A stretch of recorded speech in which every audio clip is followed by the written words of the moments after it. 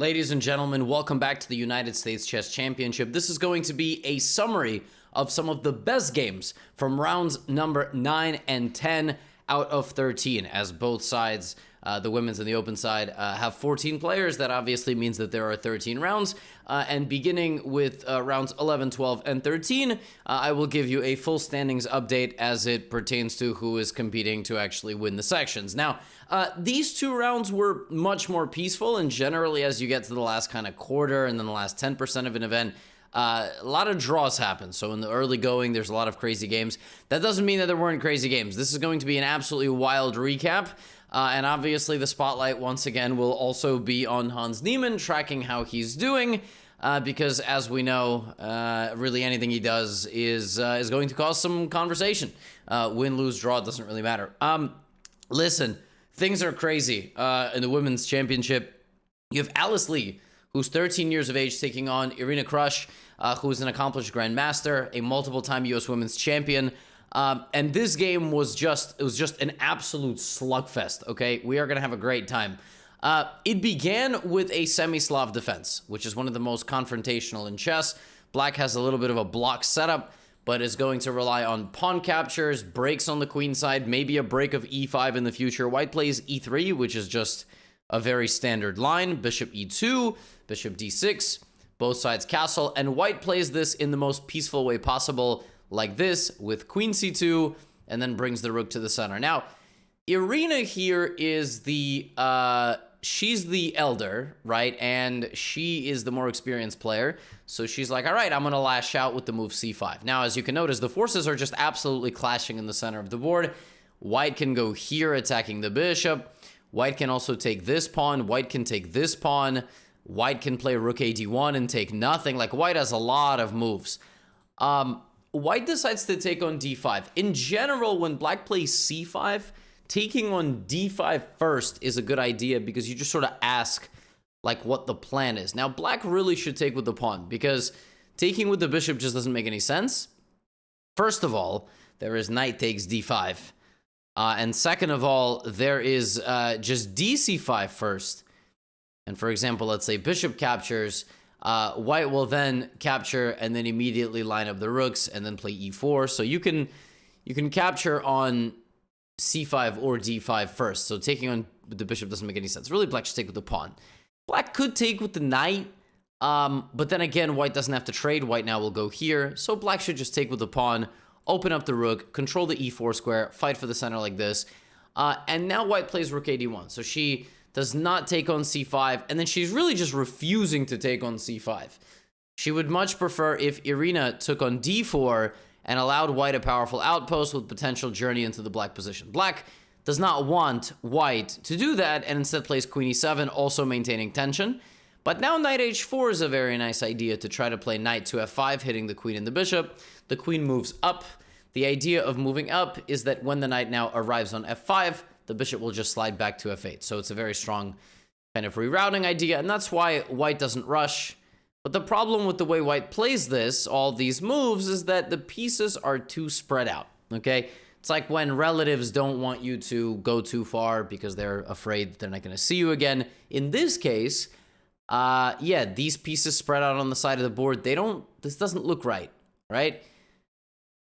And Irina immediately punishes that. She plays the move g5. Sometimes it's completely fine to move pawns in front of your own king when you're going to be getting your opponent into a very unpleasant position.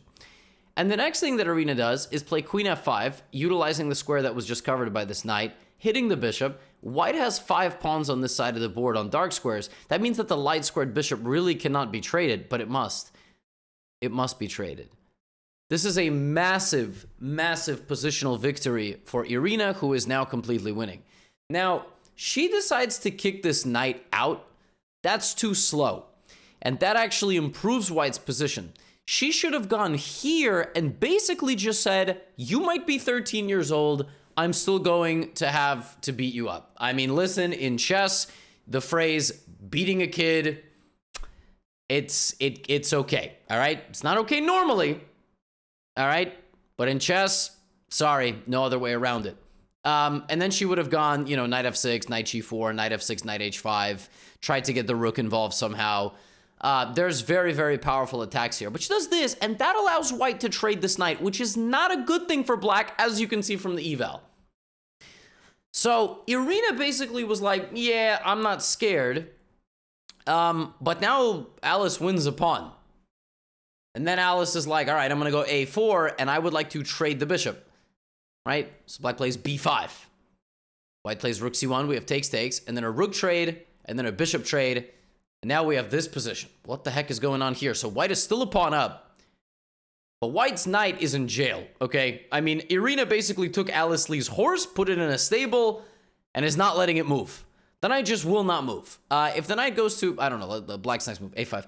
If white plays the move knight e1 here, you lose your rook. So what do you do?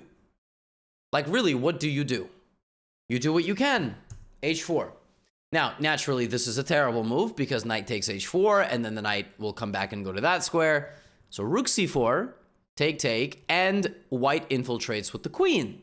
Bishop c6 goes for the pawn on the queen side. Rook comes in here.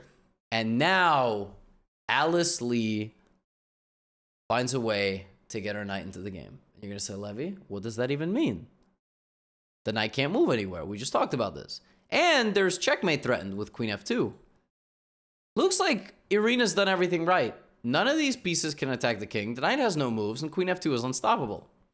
And that is when Alice Lee uncorked knight to f4. Oh my. If you take, then the queen comes here. And regardless where the king goes, either the rook gets the king or the queen gets the king. Irina crushes losing. Bishop d7. Rook d8, best move. Rook c1 check. And now Alice Lee has a choice. Does she go here or does she go here? And damn it, is there even a difference? There is. She plays king to g2. The evaluation plummets back down. And now black is okay. Instead of king to g2, she should have gone king to h2. Because if black had continued in the same way, the move d5 would have won the game.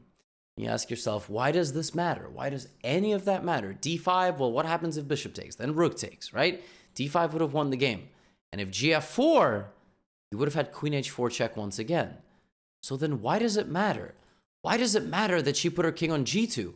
Why can't you go for the same thing? Queen g4. The difference is queen to g4, and the queen gets to the king. When the king is on h2, there is no way to get to the king. By the time you arrive here, you cannot attack the king. Every square is covered. That is the difference. And because she doesn't find that, now black is okay.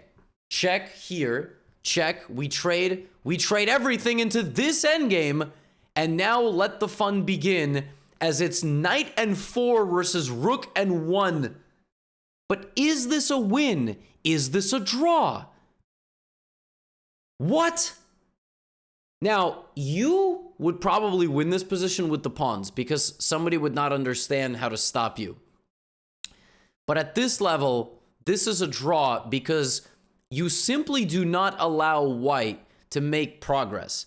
Okay, now if the rook were to stay there, then the king would walk up with all the pawns. But the way this works is that the second that white seems like she's making enough progress, let's say king to e4, rook g3, right?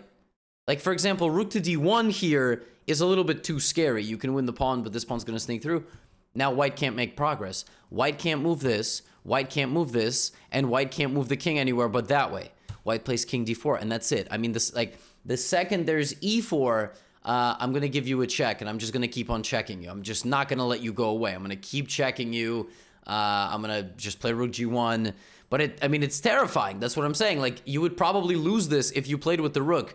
But Alice finds a way to get the king all the way down, gets down here, and the game ends with just kings on the board. The two queens of the section battle it out just to kings. What an epic game. Clash of generations. Alice finds a winning idea, but doesn't put her king on the right square. I mean, it's just crazy. So they make a draw, and these two are still contending very much for first place. The next game for you is the game between Ashrita Eswaran and Begim Tokirjanova. This was an insane game.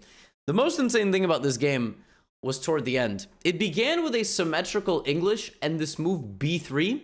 And this is an extremely provocative line.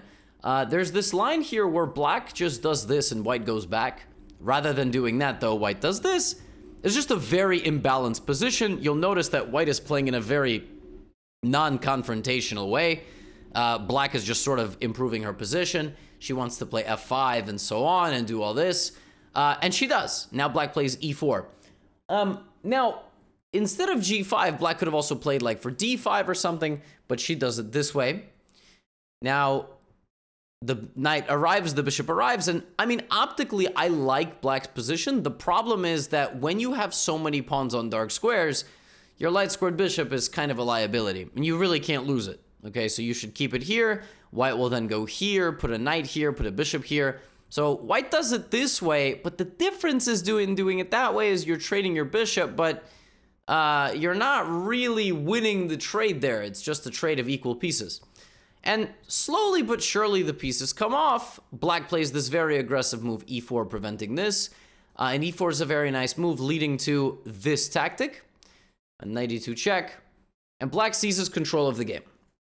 Knight a4 takes, and as you can see, after the trade and maybe winning back the pawn, black maintains a nice bind on the f file, despite the potential weaknesses of these two pawns. But the computer is not convinced. The computer thinks that the position is about equal, right? Knight d4, okay. Well, if it's equal, then show me it's equal. White plays b4 attacking on the queen side. Black plays b6. White brings the knight to the center. Computer's trying to rain on the parade, but here comes black with the haymaker. h5, all right? g4 is an idea. h4 is an idea. It's about to get really, really sharp here for white. Knight back to c3, king g6. And black is playing the role of the bully. I mean, black is just with every move trying to get closer, and now, all right, let's make it to the time control. The players shuffle a little bit, and both sides have made 40 moves. Now, they could make a draw. Okay, they could. Black's going to keep trying. Rook e6. Knight b3, okay. Knight d2. You getting like a nightmare from this position? No pun intended. Head spinning complications, right? Knight back to e4. Now, suddenly everything here is touched up. If you play g4, which looks very natural, this square is weak, this square is weak. A lot of tactical things here on the dark squares. And the game gets really spicy right here as black finds this move, knight e5. The rook is stuck defending the knight. It now can't. And I think what white thought was that after knight takes e4, knight d3, there's this very nice trick, f3. It's a very nice trick, leaving black in a bad spot, right? So look at this. We go back. You set a trap. Knight e5, take, f3. This is hanging, and so is that. And so is that. And so is, knight d5 in the future, and just generally a fortress. So, for example, anywhere you move the knight, like if you go knight down to here, I'm going to activate, and then I'm going to take in the future. I'm going to get my knights out. White misses a tactic, which is so savage. It's one of the most savage and invasive and disrespectful tactics I've seen in a while. So in this position, black's knight is hanging, right? Black can move it to b2 or e5. Black can also move it to f2. This is so disgusting. Black's like, you want my knight? Take it. If you do it like this, I take the rook, I take the knight, and all the pawns fall.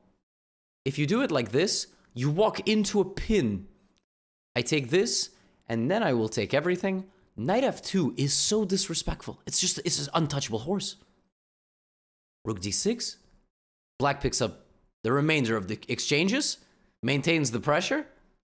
The knight reactivates. And by the time all the dust settles, white did create some counterplay for sure with the horses. But black got the pawn, got the knight, got the rook, and hunted down the white king to the corner of the board, landing this devastating tactic. And even though you don't win everything, you get real close. And the move a6 is a nice game sealer. The knight hangs, but the rook is defended. And anywhere the knight moves, you will have rook f7, for example. And the knight will move, and you will move your knight, and you will simply be up a rook. This game was in brutal style, just absolutely brutal style. As the knight started dancing, knight f2. Just knockout. Amazing tactic. Now, this was a goofy game. The open side of the event, you know, A Wonder has basically taken on the role of meme master for this event. Like, he's sort of the meme king. And against Fabiano Caruana, not only does he play Caruana's opening, Fabiano plays this with black. Like, this is his opening, okay? Instead of playing the main line, which is d6, or, for God's sake, the Stafford Gambit, right? A Wonder plays a line that's almost never played at top level. He mirror images the capture on e4. This is not played at top level because the move d6 is completely fine and the move knight e4 gives white an advantage. Now, at newbie level, black just loses here because black goes here and then loses a queen. It's discovered check and then this. That is not how A Wonder lost this game. Maybe he didn't lose the game at all.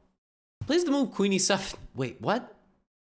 Well, the idea is that after this is hanging. d6, d4, take. So black's whole point is that it's actually very difficult to guard this pawn. White's whole point is black is playing like an idiot. That is literally the whole point. Black's like, well, not so fast, because you see, you gave up, you got a pawn, but your queen's out in the open, and I've got a lot of development, and I'm going to win that pawn back, and I'm going to have good compensation if I don't. And White's whole game plan is, are you drunk? Literally, that's like the whole meta of the opening. Black's got this whole convoluted game plan. White's like, I think you're stupid. So black goes knight c6. Now here the top engine move, and according to theory, the highest scoring move is knight c3.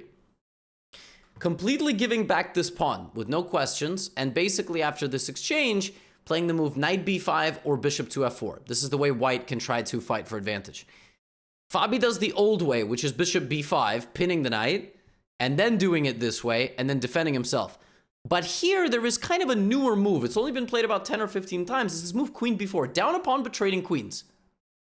Long castle, take, knight takes e5, with a nice little trick here, right? This is guarded. Now, Fabi gives A Wonder the pawn, but he's gonna go here. But now there's bishop. What the? You're letting me take with a fork, because after this, you're trapped. And if rook e1, king d8, and the king's like, yeah, hey, my boys. King's like, hey, I got y'all. Y'all good, man. Don't worry about it. Don't stress. We're going to get you out of here. So by the time everything is settled, A Wonder's not even down a pawn anymore. This dude just played like a borderline refuted opening at the US Championship against a World Championship contender, and is hardly worse. Now, hardly worse is a bit of a stretch, because rather than equalizing immediately with the move rook e8, which would have literally made the game zeros according to Stockfish, because again, if knight takes f7, there is this, A Wonder gives up his bishop for the knight for no reason, and now basically has to get the equivalent of a chess root canal to make a draw, or a colonoscopy, whichever one is more unpleasant. Those of you in the comments with experience of getting both, and hopefully not at the same time, please let me know which one is worse. Knock on wood, I haven't had either. I haven't even had my wisdom teeth pulled. I have all my wisdom teeth. I don't know why you needed to know that. Just got a big mouth. Well, you knew that. But, yeah, I mean, we get this position, and essentially Fabiano's just gonna, you know, make it unpleasant for him for the rest of the game. Fabi's just up a pawn. What does black have to show for that pawn? The fact that this pawn's kind of beta? I mean, it's gamma, technically, but it's like, it's just not it's not a good pawn. It's like, kind of just sitting there slunched, though, you know, it's like, I don't want to play. And notice how, like, none of the other pawns have moved.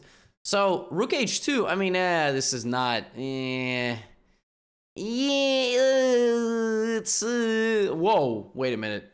Well, if bishop takes a5, rook a4 would have won this pawn back, right? I mean, A Wonder desperately wants an endgame where he's going to be able to hold. And Fabi makes him work, okay? Nice little move here, flicking in that move, winning that pawn. He split black's pawns, which is really important. He wins a4. And now he basically has kind of a same side situation, but the passed g pawn. King d5. King d3. Check. And the knight's just dancing. Knight's just galloping around the board, looking to win the bishop. Let's not forget, most rook endgames here are going to be draws, right? King is just standing in the center of the board, parading around like, you can't touch me. Again, very instructive moment. If you trade too quickly into this endgame, you might lose, because this bishop is totally dominated. The knight is totally dominated, rather. And then king's gonna walk up here. So that's not gonna be any good. A wonder continues to be active and bothersome. And look at this c5 move. If rook c5, knight b3. Folks, I think you know where this is going. Long story short, we get into a rook endgame, and a wonder just gets to the pawn. That pawn that I called not a factor, yeah, he just gets back. Bobby tries to make it annoying and difficult to defend the position, but there's nothing he can do. And it takes 77 moves in a king and pawn endgame. You need to know how to draw this, or win it if you're winning. We get all the way down, and out of just respect to the game, they don't agree to a draw. They make a stalemate. So, I mean, a wonder's just out here playing borderline refuted openings and drawing 2750s. So if he can do it, you can do it too. I mean, I'm like half expecting him to play an England Gambit in one of the next rounds. And that brings me to my final game of the day. Maybe you skipped ahead here because you're only interested in... if Hans was a UFC fighter, what would be his nickname? We gotta come up with a nickname for Hans. Not like beads, stop, none of that stuff. What would be his nickname? Hans the Hurricane? Niemann? Hans... I don't know. It can't be like the chess speaks for itself. I don't know. This is a good idea. I want to start calling him something cool, you know? It's not going to be Moki. Like, that's not going to be his nickname because that's his name. Anyway, he's taking on Elshan Moradiabadi. Now, Elshan's had a rough event, you know? He's one of the lower seeds, and going into this thing, he was going to have a rough event to begin with, but he had a couple of rough games, and it's tough. It's tough when you have the target on your back. Like, halfway through a tournament, you look around the field, you go, that dude is not doing well. I have to beat him, okay? I was that guy in a tournament. It did not feel good. So we have a King's Indian defense. Bishop g5 is some sort of variation, and rather than playing for the typical e5 break, Hans plays like this. This is known as playing the King's Indian in a Benoni style, meaning you're going to go for e6 and b5. Those are the two pawn breaks. So knight d7, and instead of that, Hans first does it this way, pushes the bishop back and is like, look, Elshan, thank you for your services. This bishop will now be removed from duty. But not yet. Hans doesn't have to take the bishop. Bishop can't go anywhere. Hans is like, yeah, I'm going to take it when it's convenient. So Elshan's got to, like, you know, put some pressure on the knight, right? Still guarded. a6. Hans is preparing b5. Elshan prevents b5. Hans prepares b5. Elshan plays a5. Hans prepares b5, right? I told you a long time ago, right? The move b5. And the only reason that Hans is not rushing with this move is that there's no need yet, okay? He will probably at some point. Oh, castles, now he takes. Look at this. Very well-timed move. Because basically Elshan ran out of moves. Elshan does not have a lot of more moves. Literally, the top engine move here is rook a2. I mean, when the computer's playing rook a2, you can safely assume it's kind of lost its ability to make improving moves. Now he takes knight g4, queen d1, and now Hans is like f5. Okay. e4, all right? You can remove the defender, but here, yep, knight f3, and now here comes the queen. The queen has dual role of protecting that side of the board and coming over here. We have this, and we get to this position. It's going to be queens, rooks, and bishop versus knight. Queen e2. Now, if you're a newbie, you go, if I take the bishop here, it's doubled pawns. That's really good, because I saw in a YouTube video that Daniel Naroditsky made once that doubled pawns basically mean you win the game. That's not really true. The fact that Daniel said that in a video is not true, but the fact that you probably watched that and were like, doubled pawns. Yeah, so what I always like to tell folks is, if you don't have a good reason, if you cannot explain beyond, I'm damaging the pawn, like, keep the bishop. There needs to be a reason to trade a bishop for knight. Right now, the bishop is going to have a long-term role in this attack. Okay? Rook f7, bishop d4, and rest assured that at some point, Hans is going to go like this. And plays g4. And now he brings his rook forward a little bit, and there comes the rook. Now, Hans has set up everything perfectly, and yet, he's not better. Because he doesn't actually have an attack. White has plenty of sufficient defenses. So what happens when an unstoppable force meets an immovable object? I don't know. This is a chess channel, not a riddles channel. Rook e5 attacks the knight. bc removes the guard. And now Elshan sacrifices the rook for the bishop. Oh my. And goes here. Oh my. Oh my. Oh, he's won a pawn and he's going to win two more. Oh, Hans is in trouble. Oh, this is crazy. Hans can play as much attacking stuff as he wants with h4 and queen h6, but he doesn't actually have an attack. But he doesn't have an attack if white plays the best moves. Like, white has to go here. Pinning this, queen trade, maybe taking on e7, taking on b7. Elshan plays knight e6, not the best move. Rook moves out of the way, and now the knight goes to f4. Queen h7. And now, according to the engine, the best move for white is queen d1. If somebody unironically plays queen d1 here, just slap them. Slap them and tell them they're being disrespectful because you know for a fact they're using outside assistance, all right? Ain't nobody playing queen d1 here. Now, queen d1, when you know it's the best move, you can actually explain. The move queen d1, again, there's this phenomenon in chess. When you know a move is best, you can actually explain it. Queen d1 stops h4. That's why it's the best move. It controls this square. Like, for example, the move rook e1 here does not stop h4. Now, Elshan plays a move here that's very bold, but probably flawed. Queen a7. And essentially, he's like, I'm going to go win these pawns. I don't see the attack. He's like, I'm going to win these pawns. I don't see an attack. You can take here. That's great. I'm going to win these pawns on the queen side, and then I'm going to promote. Oh, no. e5. Elshan resigns.